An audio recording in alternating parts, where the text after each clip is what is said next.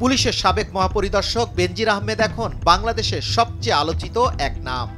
একদিকে দুর্নীতি দমন কমিশন তার সকল সম্পত্তি জব্দ করেছে, অন্যদিকে সাধারণ মানুষের মধ্যে তাকে নিয়ে নেতিবাচক আলোচনা এখন তুঙ্গে। এমনকি সরকারি মহলেও তার তীব্র সমালোচনা হচ্ছে। দেশে এমন একজন লোক খুঁজে পাওয়া যাবে না যিনি বেনজির আহমেদের পক্ষ অবলম্বন করেছেন। তার দুই একজন ব্যবসায়ী পার্টনার একান্ত অনুরাগী ছাড়া আর কেউ তার পক্ষে নেই।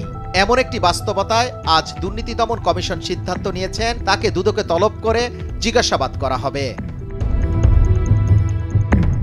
এখানেই শেষ নয়, এবার পুলিশের এই সাবেক মহাপরিদর্শক ও তার স্ত্রী সন্তানদের নামে বিদেশে কোনো সম্পত্তি আছে কিনা সেই খোঁজ শুরু করেছে দুর্নীতি দমন কমিশন। দুদকের পক্ষ থেকে বেনজির আহমেদের বিদেশে সম্পত্তির খোঁজ নিতে বাংলাদেশ ফাইন্যান্স ইন্টেলিজেন্স ইউনিটকে চিঠি দেওয়া হয়েছে। দুদক তার বিদেশ যাত্রার উপরে নিষেধাজ্ঞা আরোপের বিষয়টি বিবেচনা করছে বলে বিভিন্ন গণমাধ্যমে প্রকাশিত খবরে জানা গেছে। এখন বেনজির আহমেদকে নিয়ে যা হচ্ছে তা হলো পাবলিক ট্রায়াল।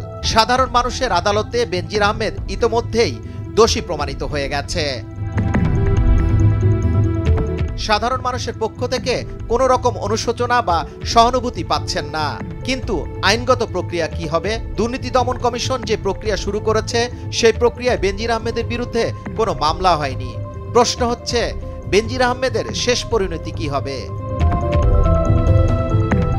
শুধু তার বিরুদ্ধে যে অভিযোগগুলো গণমাধ্যমে উত্থাপিত হয়েছিল সেই অভিযোগগুলোর ব্যাপারে অনুসন্ধান চালানো হচ্ছে। এই অনুসন্ধান চালাতে গিয়ে যে তথ্য পাওয়া গেছে তার প্রেক্ষিতে সাবেক এই পুলিশ প্রধানের সম্পত্তি জব্দ করা হয়েছে। এখন এটির আইনি প্রক্রিয়া কি? আইনজীবীরা বলছেন এই আইনি প্রক্রিয়ার কতগুলো ধাপ রয়েছে।